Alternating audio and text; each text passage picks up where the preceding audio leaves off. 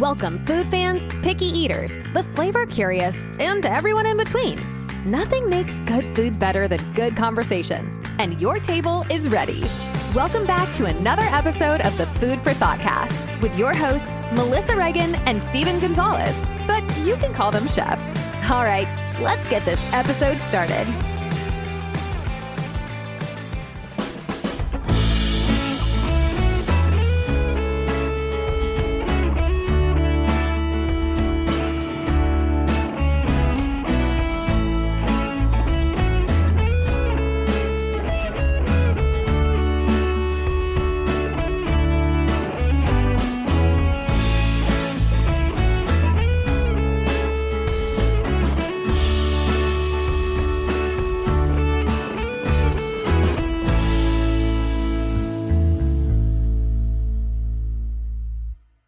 Hey there, food fans. Welcome back to the Food for Thoughtcast with me, your host, Melissa Reagan, and my co-host with the most, Chef Steven Gonzalez in his finest Unabomber chic. What's up?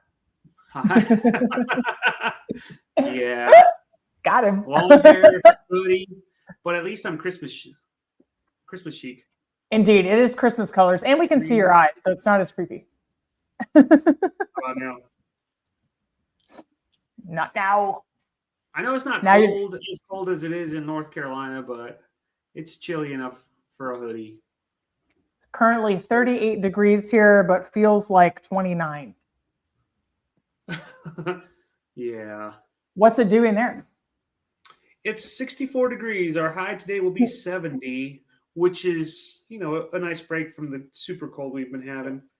We're about to get into our heat wave. Highs of 72s for the next few days. So, not bad. The old pre-Christmas heat wave in Midland? Yeah. Are you breaking out the shorts? Hold on, wait. Can you see? You can see my legs? Put it away. Too sexy. Too much sexy. Not that kind of podcast. Not that kind of podcast, Melissa. Steven's showing leg over here. I'm going to go to HR. For those of you all listening on not YouTube, I am in shorts. Hey. If you're not watching us on YouTube, you're really missing out, though. Yeah. Truly. It's that time of year, you go to work and you put the heater on and you get home or you're making your way home from work and the AC's on. So yeah, there's that. Yeah. Yeah. It's the 4 different wardrobes in a day is my personal favorite. Yeah. I know what you mean. And then you get ready for work, then you have your heater on and you have a long sleeve, on or a sweater or something to say, I'm going to stay warm. And then you're like, man, I'm hot already. Am I going to be hot at work? And you take your sweater off and you just go with a jacket. Then you're in and out of your jacket all day. Yeah. Steve, what was the most amazing thing you ate this week? You know what I'm going to say? It was a turkey cranberry salad with hot Cheetos wrapped in a tortilla. Yes. Not burrito style, but like burrito style. Like a foldy taco? Like a big taco? Like a wrap. Like a wrap. But, okay. What's the difference between a wrap and a burrito? Is it tucking the edges? Tucked in, yeah. Ah, okay. Okay. Right? I don't know. That counts. I don't know these things. I kind of feel like you're making up the rules right now, but making it up as we go. Hashtag winning. Hashtag winning. Yeah. What about you? So the last time we talked, I was going to make cabbage and smoked sausage. So I did that with pierogies. No regrets. I air fried the pierogies and smothered a link of smoked beef sausage in cabbage with onions. It was really, really good. So nice. No regrets. No regrets here. None whatsoever. I also made some bread and butter, yellow squash and zucchini refrigerator pickles, which I've been snacking on all week. So I know I saw that picture. It looked pretty good. Super delish. Just very simple. I love dill. I love dill. Yeah. I know you hate dill. I'm coming around the other direction on sweet pickles. I'm starting to appreciate them, except for all the floaties. So I strained out all the floaties. I don't want cloves in my pickles. I don't want piece of bay leaf. I don't want mustard seeds. Please, I just want just straight liquid. That's all I want. That's why you just grind it all up and then heat up your liquid brine and then just let it all dissolve. Well, Steven, but have you ever Have you ever partook of a ground up clove? Like, woof, that's a lot. It's a bit much, but it's a gamble. Big Feel like- risk, big reward. You're Come like on. eating the inside of a clove cigarette. That's the one thing. Like, I don't smoke anymore, but like when I smell a cigarette, I'm like, oh, that smells good. But when I smell someone smoking a clove cigarette, I'm like, ugh, gross. It's never too good. much. It's never good. Yeah. Speaking of cloves, here- Speaking of cloves, hold your breath. Here's the segue. Today we're going to talk about holiday flavors, and that includes warm spices like cloves and how they became associated with Christmas. just as long as I can hold my breath. Yeah, right. Yeah. It was all the smoking. No, I wasn't. I'm just Yeah. congested. That's why. Oh noes. It is what it is. It's fine. You see what I did there? I said, "Oh nose." Is that some sort of Christmas flavor? It was a beautiful pun. Shut your mouth. I mean, Yep, the tumbleweeds are blowing by. Exactly. so Christmas, you ready for it to be 100%. over? You are ready for it to be over. I'm ready to experience it. Well, I know we talked about it briefly in the last episode, but tell me why you're ready for it to be over. No, you're ready for What it do you to have, be what do you over. have against Christmas? So I'm ready to see my mom and my brother. Oh, Yeah. well, that's a lot more optimistic than what I was going to say. So, cool. Yeah. Steve's gonna suffer through retail hell. Hell. Oh, my southern's coming up. Hail. Hell. Hell, not hail. Hail. Retail hell. Yep. But I'm looking forward to it. I really do think I am gonna make a ham and something else. Probably sweet potatoes. I don't know if I'm gonna make dessert or just buy some sweets. And I think maybe Christmas breakfast will be super simple. Are you going to It'll pick be like with pigs like and- vegetables? Pigs in a blanket or something. No. You could. Fun fact. No, you can't. You're nasty. Says who? Starchy because they don't have enough water content. Be that as it may, you're being a Grinch. All right. So in a couple weeks, I would like you to send me a picture of perfectly pickled sweet potatoes. I want to know.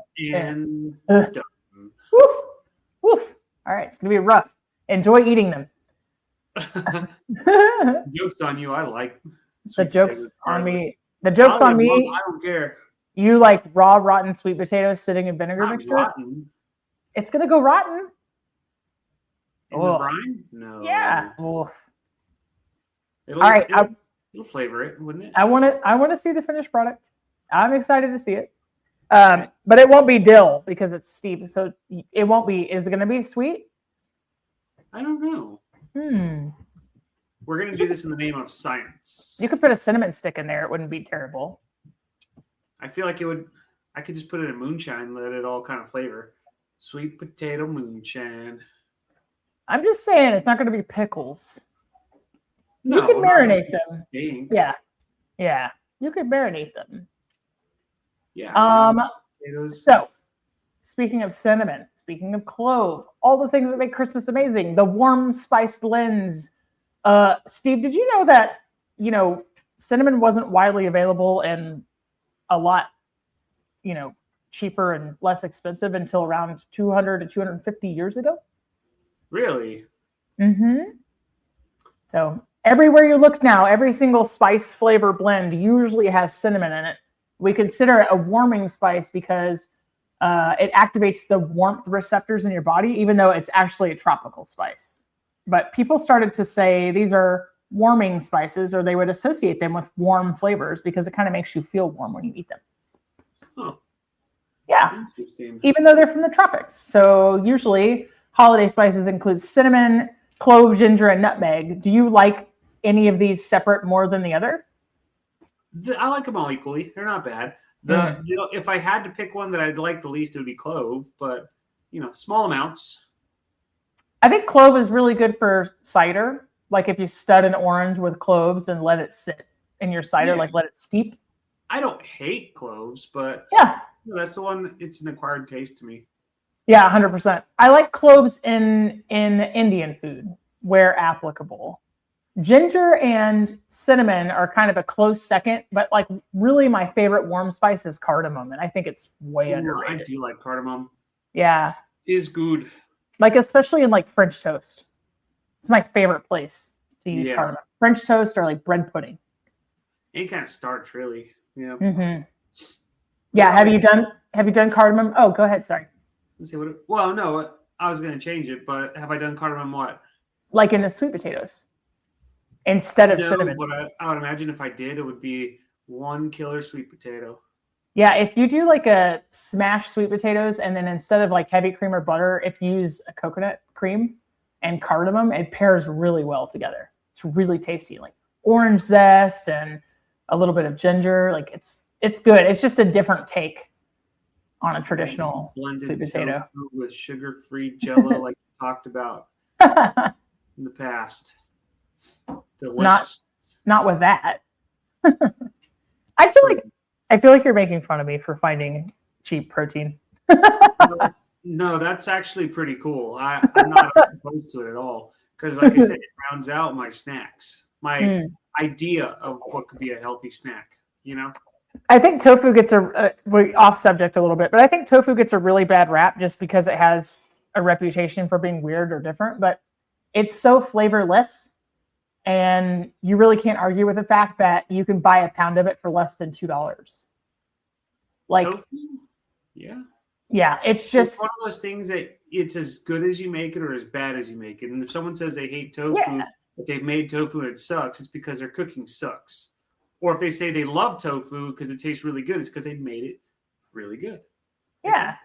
I tried a new recipe recently, Steve, where I used silken tofu and just combined it with all-purpose flour to make high-protein pasta.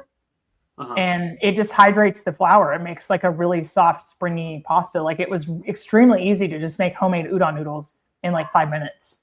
Yeah. Really, really great. Can you hear little dogs barking in the back? I heard it. Christmas presents. Santa came early, so Mendez is trying to bite the ankle of Santa.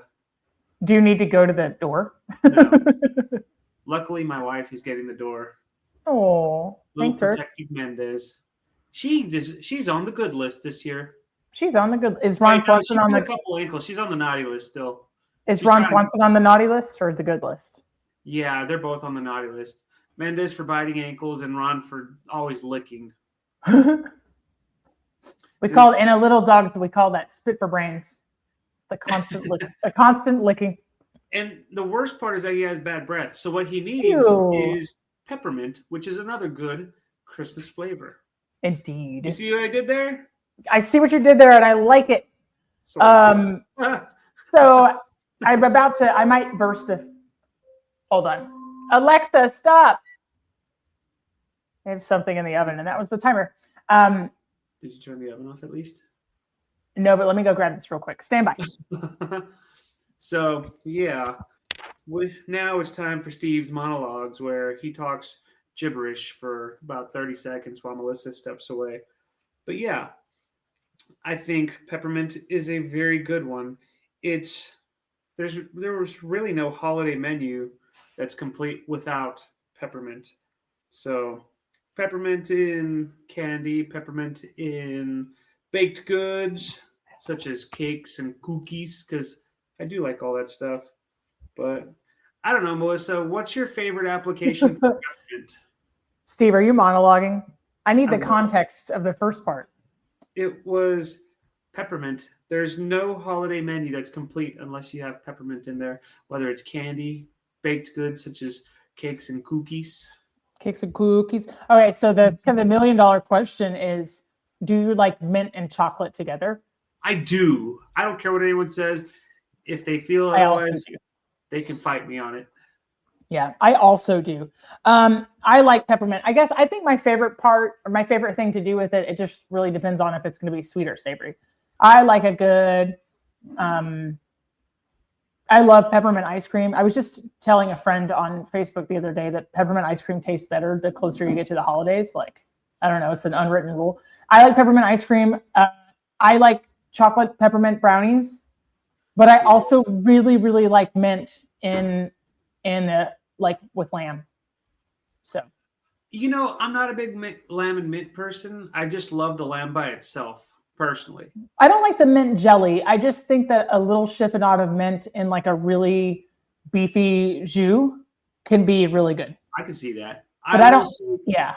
Go ahead. When I was in restaurants, we would brine lamb. We would do like a mint brine for lamb, and that was really good. That sounds good. Yeah, different application for a lovely ingredient. Yeah, I don't care for like the neon green mint jelly that comes out of the jar.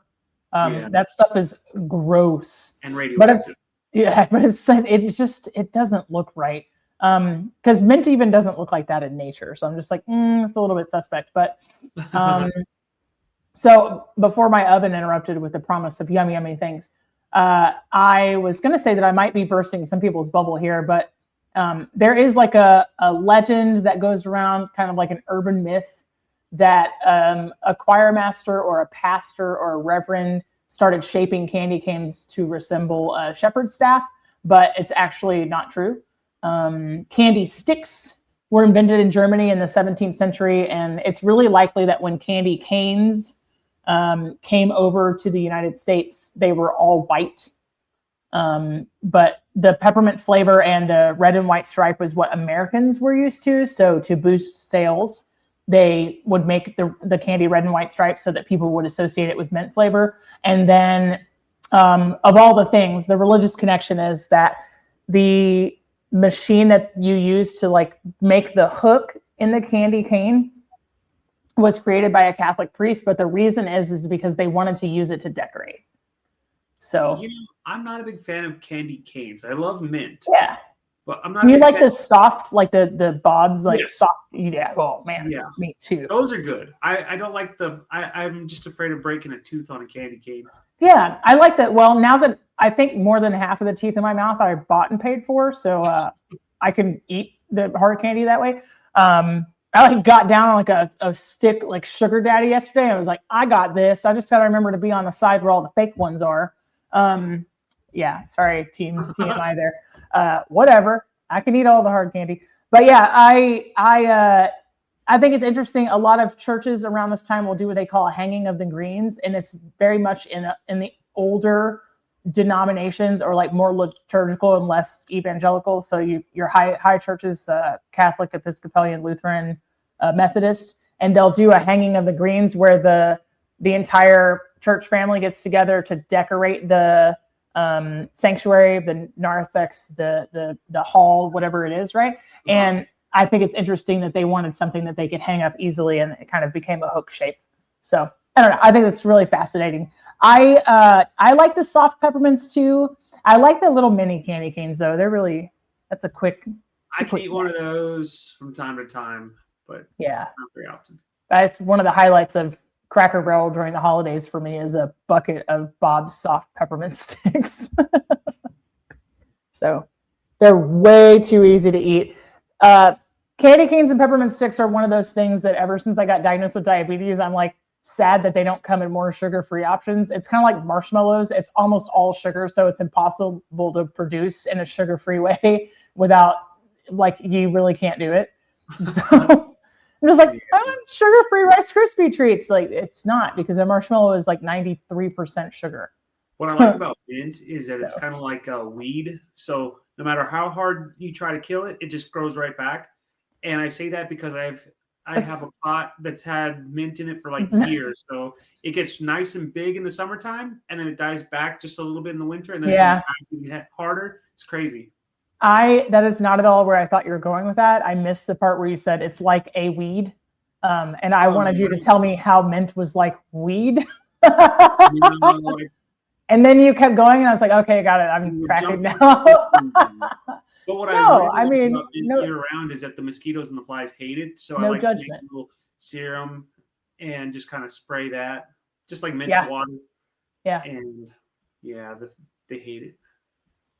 It's nice. I like it. Is there a chocolate and mint combination that you prefer? Are you an Andes Mints guy, or do you like? What do you prefer?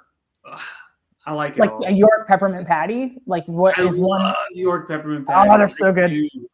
They're so I like good. the Andes Mints too. I like them when they're kind of like in that chocolate chip where it's like minty white chocolate chip. Oh, I love that stuff. Is that so? Good. I was gonna say I can eat them by a handful. Is that something that you liked as a kid, or you had to grow into it? No, I loved it as a kid. Nice. I've always loved white chocolate, even though, of course, we all know it's not chocolate. No, it's not real chocolate. But I've always loved it with mint. It's good. The fun thing is that people who are allergic to chocolate can eat it because it's not real chocolate. Yeah. So that's fun. It's nice for them. When I first got into coffee, that's what I would drink when I would go to Starbucks, a white chocolate mocha. White chocolate mocha. Yeah, that's what got me into coffee. And then I realized how much sugar was in that stuff, and I was like, "Oh, I need to watch it." Yeah, I like Starbucks coffee tastes kind of burnt to me, but I do like the idea of all their holiday flavors, and sometimes I'll use their holiday flavors as ideas for stuff I'm gonna do. Yeah, totally. Such as a gingerbread. You like gingerbread? I'm not a big gingerbread person, but I do enjoy it from time to time. So all gingerbread, or like you like ginger snaps, gingerbread cookies? I would say like the gingerbread cookies are all right. I don't eat a whole lot of it though. I don't know. I just never have.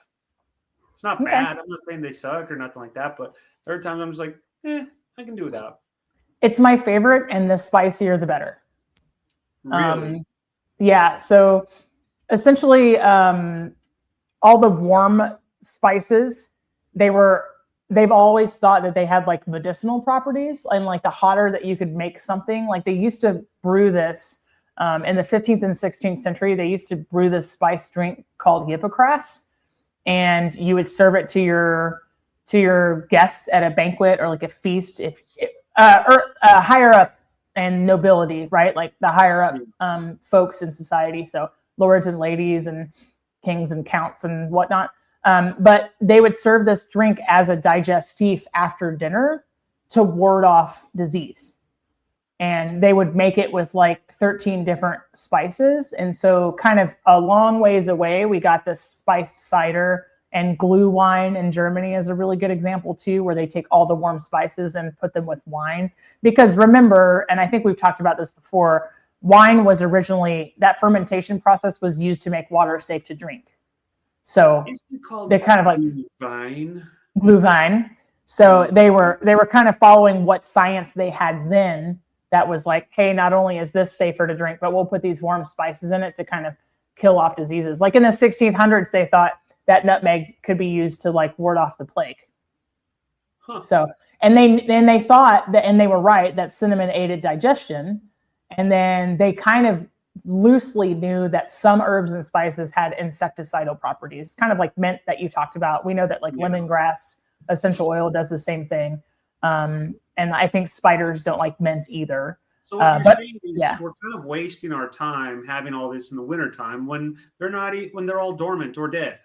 Yeah, kind of. But we're warming ourselves because it's cold outside. But I think it's I think it's really interesting, like some things like that. But gingerbread, I really, really enjoy. Not so much the bread type of gingerbread, but like the ginger snaps. But there is a German cookie called Pfeffernuss that has black pepper, and it can be like almost spicy. And then they're dusted in like powdered sugar, so it looks like snow. That's a whole experience that I really like. Have you ever tried those? I think I've had them once, and I liked them. Yeah, sometimes. So it translates in German to peppernut. Pfeffernuss does. So that's the idea, right? Nutmeg, pepper, all the warming spices, but you coat it in snow, and it's kind of like a mind trick, right? Like it looks like it's cooling, kind of like one of those peppermint like shortbread cookies, or kind of looks like a snowball, but then it's all like warm and spicy on the inside. So I really like that stuff. Really like that stuff. So yeah, I love it. I love it. What else? What else, Steven? Going back to gingerbread, do you ever do like ginger pancakes? Yes. Like Christmas breakfast? Do you like that stuff? I love that stuff. How do you go about it? So There's a restaurant in Austin. Quick Google check to see if it's actually still in existence post-COVID. Just to make sure I'm not going to be like, Yeah, looks like it's still in operation. So it's called Magnolia Cafe. It's on South Congress in Austin. I ate there a lot because it was open 24 hours at one time. I ate there a lot when I lived there. And what I'm getting at is when Diners, Drive-Ins, and Dives visited this place, they explored their gingerbread pancakes, which starts with a gallon of brewed coffee for the base of the batter, which is like an incredible, like umami flavor situation. So yes, I've been completely hooked ever since. I love gingerbread stuff like that, but I don't like it too sweet. And I don't need cream cheese icing or weird glaze to go with it, but I love all of those spices together a lot. Yeah. A lot. When I first started doing like all the YouTube and all that stuff, I did a video of making like gingerbread pancakes and stuff like that, or ginger pancakes. It was really good. I liked it. You're right. It does have a lot of those warming spices. It does, like, it just screams Christmas, and I thoroughly enjoyed it. Of course, that's when my recording was more primitive than it is now. It hasn't really improved much, but still, we're moving in the right direction. Hey. But no, it was a recipe I really enjoyed. Ironically, I've only made it like once or twice since then, Uh-oh, is Alexa talking to you again? Sorry, I think it was my dishwasher, but it literally just sounded like something crashed into the house. My bad. Maybe it's just because I'm like never in the kitchen with it while it's running, so these are normal noises, but I'm not aware. I was like, what is happening right now? We have transformers around Midland that blow up, and they just sounds like a loud gunshot. This was crazy. It literally sounded like somebody bulldozed into the fence or something fell down. I was like, what is going on right now? I'm never at home on a Tuesday, so there's all sort of new experiences. Yeah. I'm like, I just hope something didn't break in there or something. It's wild. All right. Interesting. Steve, what about cranberries? I know everybody wants to say Thanksgiving, but did you know that they're a Christmas traditional flavor too? Are they really? They are. I feel like they should be. Yeah. You know what my favorite Christmas kind of fruit is? What? Orange. Yeah, all citrus is in season during the winter, believe it or not. I know. So. I have one of my colleagues went down to South Texas, like in the valley, like where I'm from, or the border region. And so I asked her, like, hey, can you bring me back some valley lemons? Because for everyone who does not know what a valley lemon is, it's exclusive to the Rio Grande Valley, and it's eat it as is. Like, it's not overly tart, and they're like the best. So hopefully, fingers crossed, I'll get some valley lemons out of it. So she was like, good. Go ahead. Sorry. She was like, do you want anything while I'm back home? I said, yeah, bring me some valley lemons. That's the only thing that I'm always about, So is it like a Meyer lemon? Is that why it's not a sour? Better than a Meyer lemon. Oh, according to the Googles, it says it's a hybrid of lemon and mandarin orange. Like, I want one. If I could send them to you and not, and them not spoil, I would. So we'll have to figure it out. Yeah, no, I'll get to try them one of these days, but that's insane. I didn't even know such a thing existed. I try to grow them every year, but like I can only get like the seedlings to start and get about that big, and then of course they die in the winter or the summer, So I guess I got to plant them inside, one of the two. Crazy. Yeah. Yeah, but cranberries. Do you ever use them at Christmas? Not necessarily for Christmas. I do a lot of it for like Thanksgiving and stuff like that. If I happen to have them, I'll try to find a way to use them. And ironically, it's always around this time of year, which is good. But I still like cranberries. Well, we can say that like Christmas is the day after Thanksgiving all the way through what in the world do they call it at the end of the 12 days of Christmas? The Feast of the Epiphany. If you say Christmas Day is the first day of Christmas, then it goes all the way to January 5th. So that's Christmas season, technically. That's what I'm going to call it when I don't take my decorations down until mid-January. I'm just saying. I'm actually feeling better. I still have pumpkins in my front yard from October. Let's go. Are they good? Are they rotten? I think I could probably step on up and spread them around my mulch beds and attract some birds. Oh, you would be so proud of me. Do you want to know what I ate a few days ago? What did you do? I ate lentil tikka masala that had chunks of roasted pumpkin in it, and it was really delicious. Nice. It was so good. I was like, "Ooh, I got to tell Steve about this." I was like, "I'm actually eating pumpkin and liking it." Pumpkin, and you're liking it? Yeah. Who are you? What have you done with Melissa? Incredible. It was so good.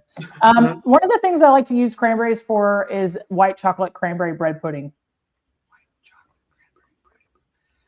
I absolutely love that. I never have anybody to share it with because, yeah, everybody else is lame and they don't like trying new things. But yeah, yeah, right. Find a reason to not like anything. So cranberries, interestingly enough, this was because they were so astringent. This was a food that they really thought also had medicinal qualities, like way back in the day. So they would use it to flavor meat quite a bit, and they kind of like halfway believed that the astringent qualities would help kind of, make sure the meat didn't hurt you if it was a poor quality. So, what about eggnog, Steve? I like eggnog. I haven't had it in years, so like I can remember loving it when I was a kid, and then in my 20s, I remember loving it when there was alcohol in it. And in my 30s, I just don't drink it much. I don't know why, but it's good stuff, I don't think I've ever liked it. I think I've shared before on this podcast that my uncle would make it by letting vanilla ice cream melt and combining it with whiskey, which is a very short. Quite the same. It's very a short straight line, Well, if you think about what ice cream is, it's a Philadelphia custard. It's cream, milk, sugar, egg yolk, real ice cream, and it's a very short direct line to the same destination, right? But I'm not a fan of the egginess. Really puts me off. It's been around for centuries. It was made popular in the United States kind of at the turn of the Revolutionary War. So the original people who settled kind of turned revolutionaries. They already had a recipe for this from England, and they would add additional, spirits to it. Reportedly, eggnog caused a riot at West Point in 1826 because they mixed way too much brandy, rum, and whiskey together, and then together with the eggnog, and so people got drunk and started acting a fool, I suppose. But I like the idea though, because I like horchata. Yeah. And I like rum chata, which is the liqueur that is horchata flavored.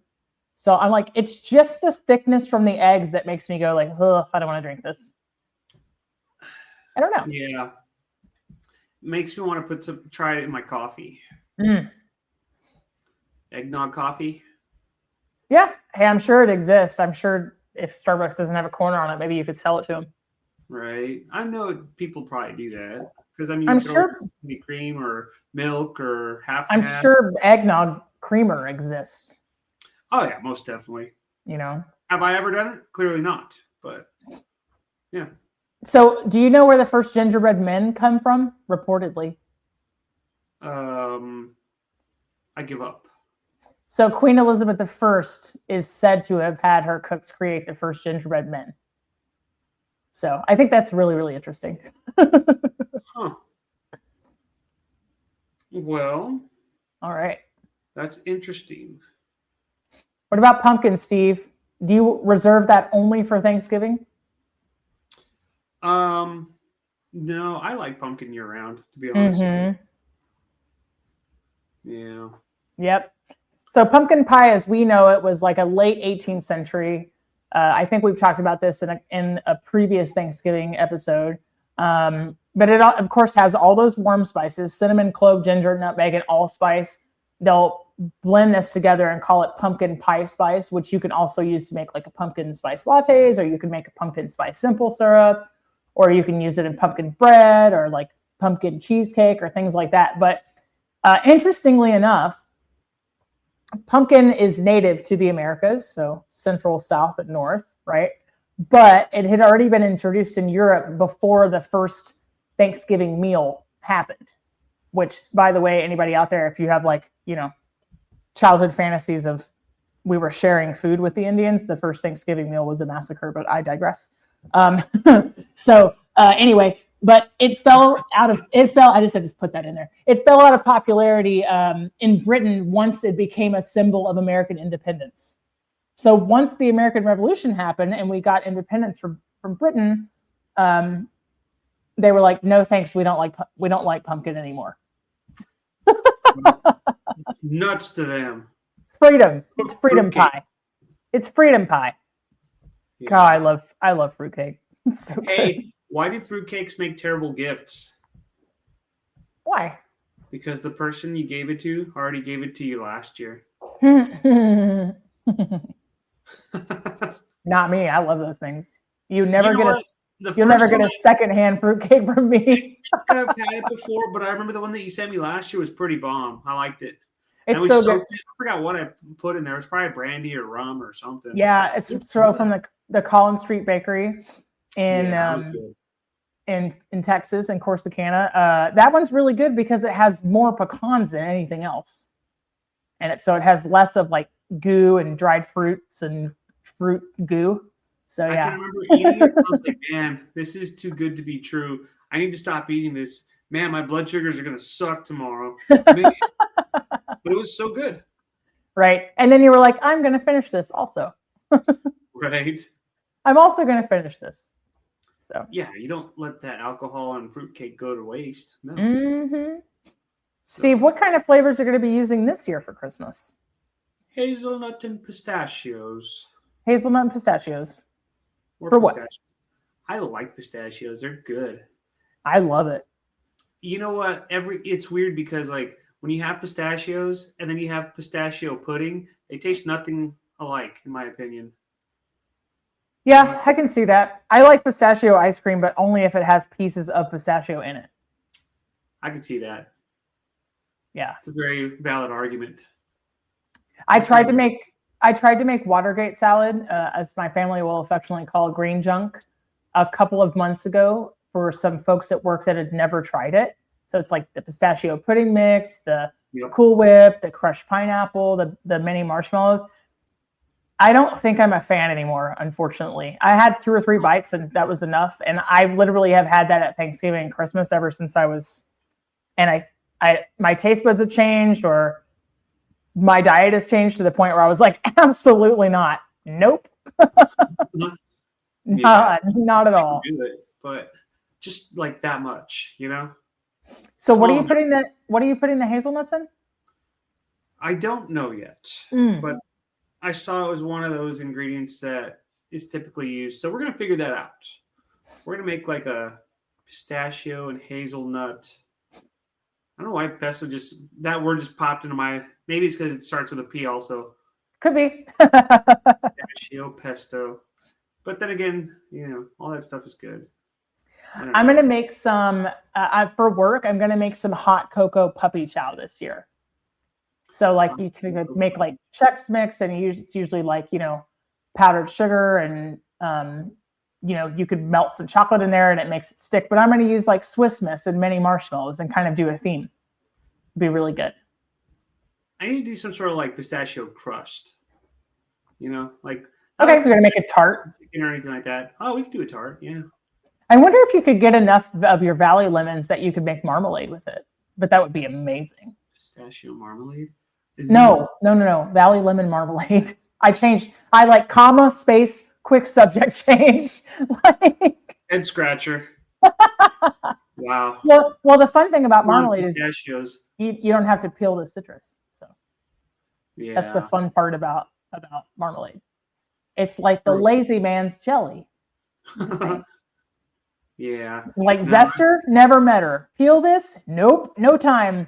Marmalade it is. You know what I would probably do when I get my Valley lemons? I'm probably going to mix it in with some like orange segments and then like some berries and whatnot and just have like a little fruit snack, cocktail salad.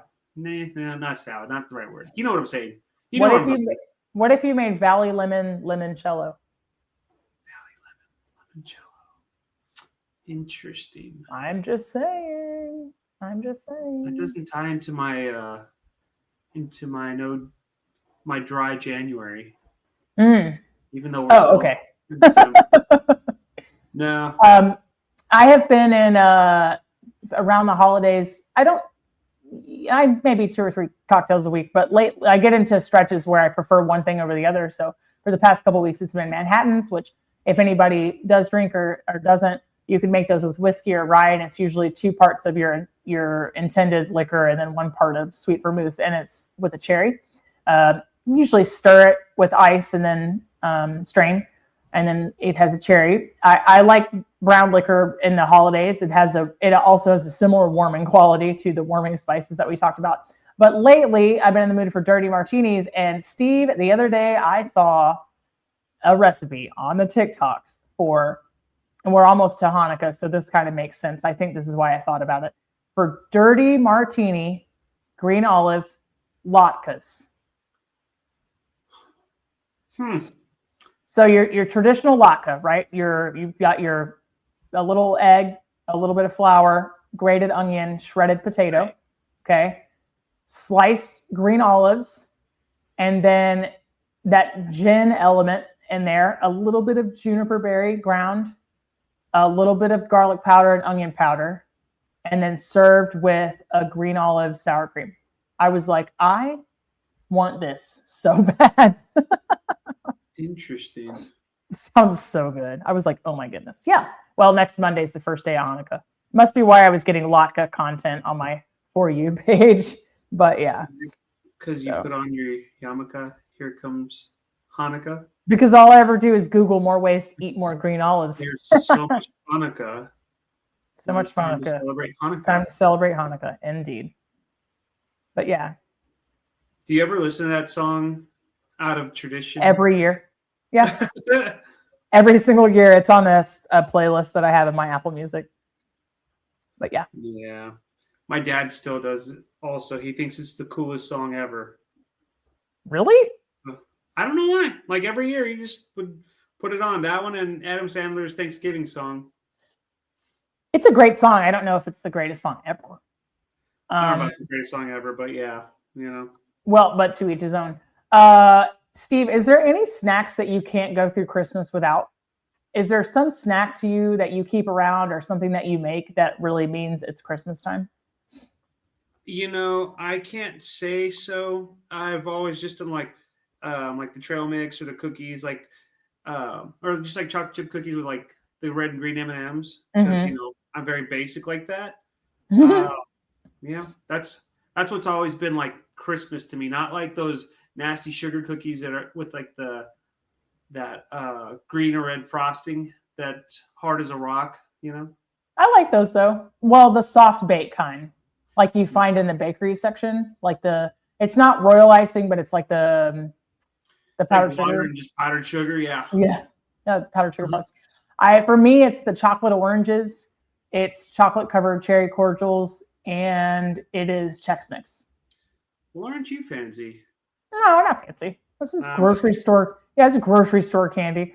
There's something about Chex Mix, man. So good. I'm gonna make it again this year with Old Bay in it. It was really good. Chex Mix with Old Bay. Old Bay Chex Mix. Sounds good. Mm-hmm. But like, are you also gonna have like a crab bowl with it? No. I'd imagine you get some. Being out there in North Carolina, you get some bomb seafood. Oh yeah, 100%. I just not during December though. Oh yeah, I guess you're right.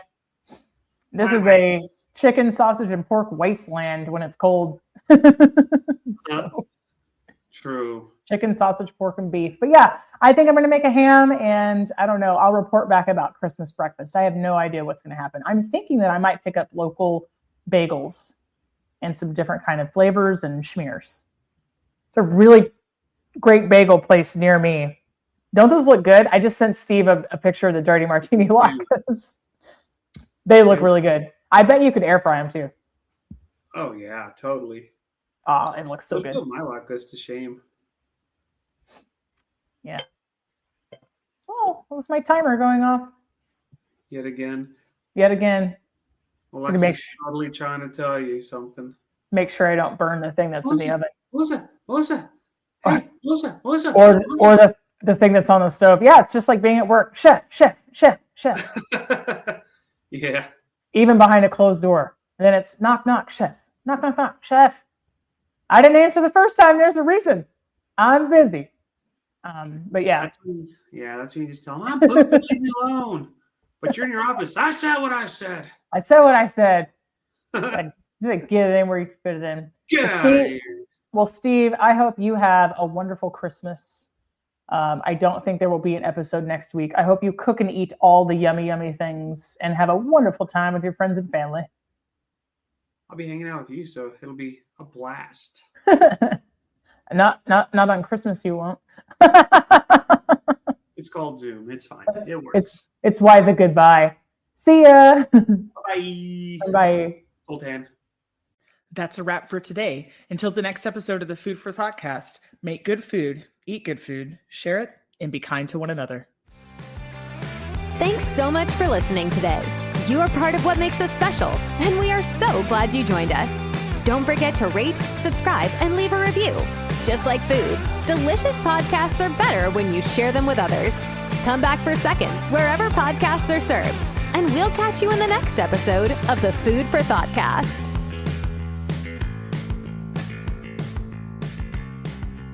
You can find us on Facebook and Instagram at the Food for Thoughtcast or at www.foodforthoughtcast.com, where you can link to all podcast players, or you can send us an email at foodforthoughtcmc@gmail.com.